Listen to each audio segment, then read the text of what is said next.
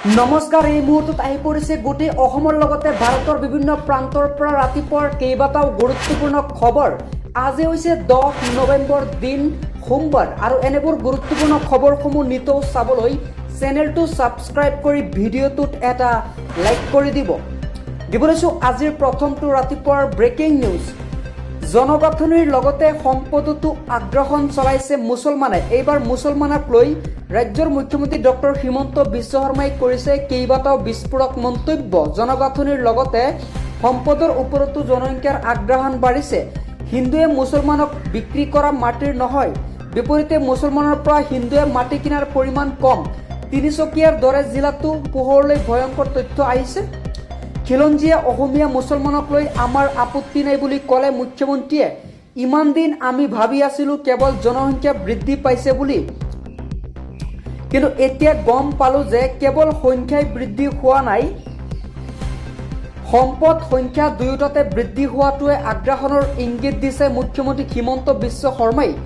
সংবাদমেলত জনগাঁথনিৰ পৰিৱৰ্তনক লৈ সতৰ্কবাণী কৰিছে মুখ্যমন্ত্ৰী হিমন্তই।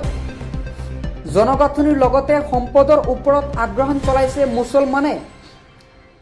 দিবলৈছোঁ আন এটা খবৰ। ফেব্ৰুৱাৰীত ৰাজ্য চৰকাৰে প্ৰদান কৰিব মাৰণাস্ত্ৰৰ লাইচেন্স ঘোষণা কৰিছে মুখ্যমন্ত্ৰী হিমন্ত বিশ্ব শৰ্মাই। আপুনি মাৰণাস্ত্ৰৰ বাবে আবেদন কৰিছিল নেকি? যদি কৰিছে তেনেহ'লে আপুনি পাব পাৰে মাৰণাস্ত্ৰৰ যিটো দায়িত্ব। এইবাৰ মুখ্যমন্ত্ৰী হিমন্তই এক ডাঙৰ মন্তব্য কৰিছে। নিৰ্দিষ্ট সংখ্যক লোকেহে পাব মাৰণাস্ত্ৰৰ লাইচেন্স। মাৰণাস্ত্ৰৰ লাইচেন্সৰ বাবে আবেদন কৰা লোক বহুত আছে, কিন্তু তেওঁ প্ৰত্যেকেই নাপায় এই মাৰণাস্ত্ৰ। আবেদন কৰা সকলোৱে নাপাব লাইচেন্স, কেৱল যোগ্য যিবিলাক ব্যক্তি আছে তেওঁলোকে পাব। আৰু যোগ্য আবেদনকাৰীৰ বাবে চলি আছে পৰীক্ষণ। ইতিমধ্যে ৰাজ্যত প্ৰথম পৰ্যায়ৰ লাইচেন্স লাভ কৰিব আপোনালোকে ফেব্ৰুৱাৰী মাহতে, আৰু স্পৰ্শকাতৰ এলেকাত ফেব্ৰুৱাৰীত প্ৰদান কৰা হ'ব সমূহ মাৰণাস্ত্ৰৰ আবেদনকাৰী লোকসকলক লাইচেন্স। নিৰ্দিষ্ট সংখ্যক লোকেহে এই লাইচেন্স লাভ কৰিব বুলি জানিব পৰা গৈছে। এবাৰ মাৰণাস্ত্ৰৰ লাইচেন্সৰ বাবে আবেদন কৰা লোক অসমত বহুত ওলাইছে, কেৱল যোগ্য ব্যক্তিয়ে লাভ কৰিব এই লাইচেন্সৰ সুবিধা। পৰৱৰ্তী খবৰ। দ্বিতীয় বিবাহ কৰিলেই আপোনাৰ হ'ব 7 বছৰ পৰ্যন্ত জেল। এইবাৰ দ্বিতীয় বিবাহৰ ক্ষেত্ৰত মুছলমানসকলে সাৱধান, বা প্ৰত্যেকেই সাৱধান। অসমত কঠোৰ আইন আনিছে হিমন্তই।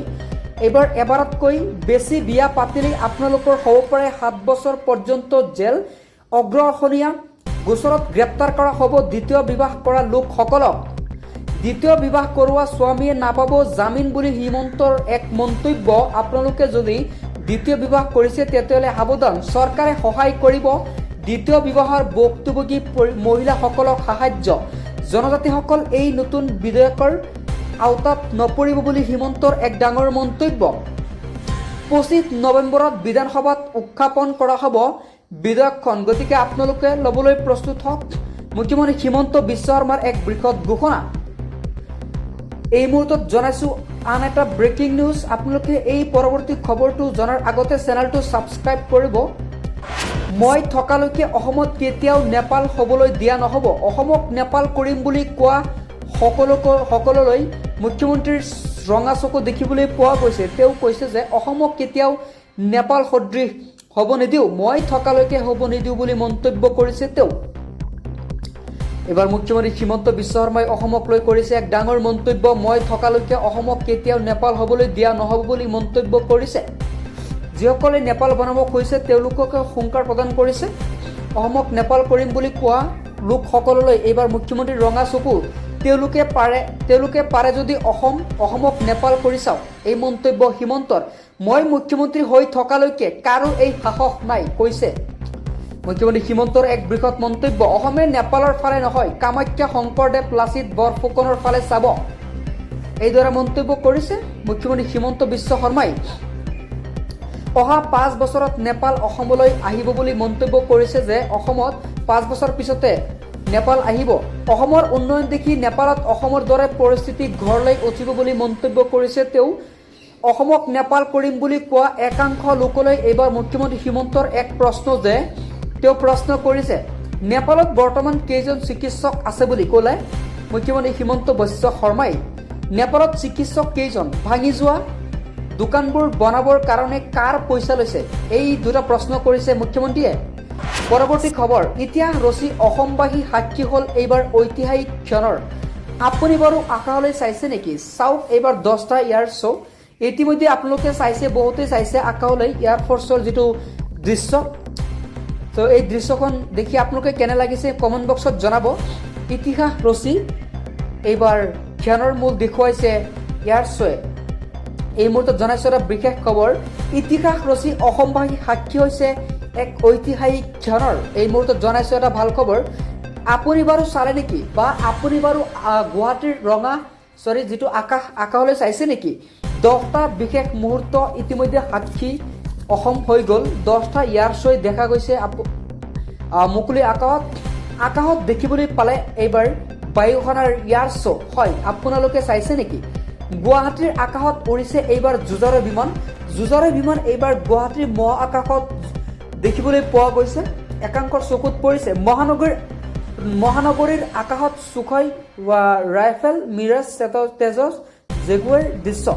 গ্লোব মাষ্টাৰৰ লগতে ধ্ৰুৱ MI-17 সূৰ্য কিৰণ হেলিকপ্টাৰ আৰু যুদ্ধ বিমানৰ প্ৰদৰ্শন দেখিবলৈ পোৱা গৈছে গুৱাহাটীৰ আকাশত। পৰৱৰ্তী খবৰ, বিজেপি মিছলীয়া, আমাক জনজাতিকৰণ লাগিবই। এইবাৰ একাংশই বিজেপিক মিছলীয়া বুলি আখ্যা দিছে। তেওঁলোকে কৈছে যে আমাক জনজাতিকৰণ লাগিবই।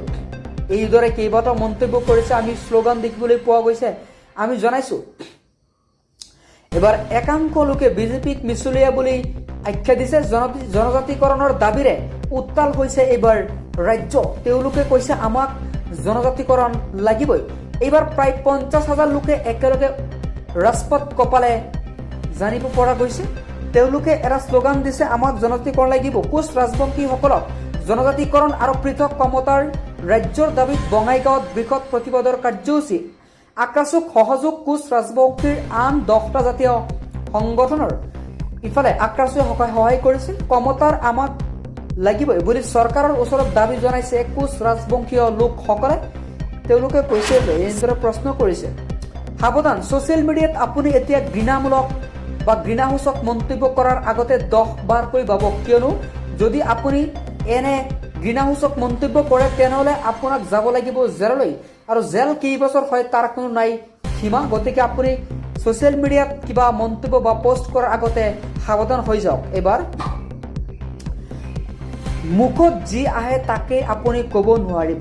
আপুনি মুখত যিটো আহে তাকেই ক'ব নোৱাৰিব, কিয়নো মনলৈ যি আহে তাকে আপুনি লিখিব নোৱাৰিব সামাজিক মাধ্যমত। যদি লিখে তেনেহ'লে আপুনি ৰঙা ঘৰৰ আলহী হ'ব পাৰে।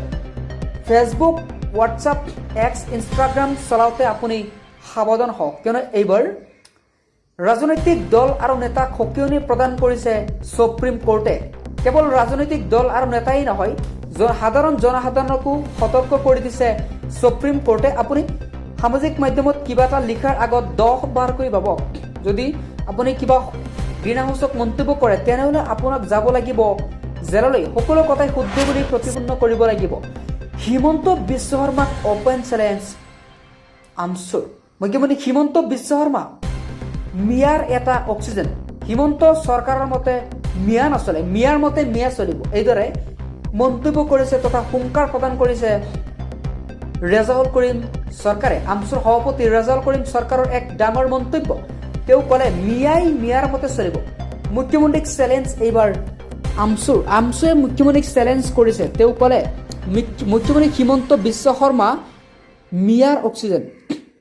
মুখ্যমন্ত্ৰীয়ে মিয়াক শান্তিত ৰাখিব নালাগে, এইদৰে মন্তব্য কৰিছে তেওঁ। মুখ্যমন্ত্ৰীয়ে প্ৰথমে নিজেই শান্তিত থাকক বুলি মন্তব্য। মুখ্যমন্ত্ৰীয়ে মিয়াৰ বুজ ল'ব নালাগে। মুখ্যমন্ত্ৰীয়ে মিয়াৰ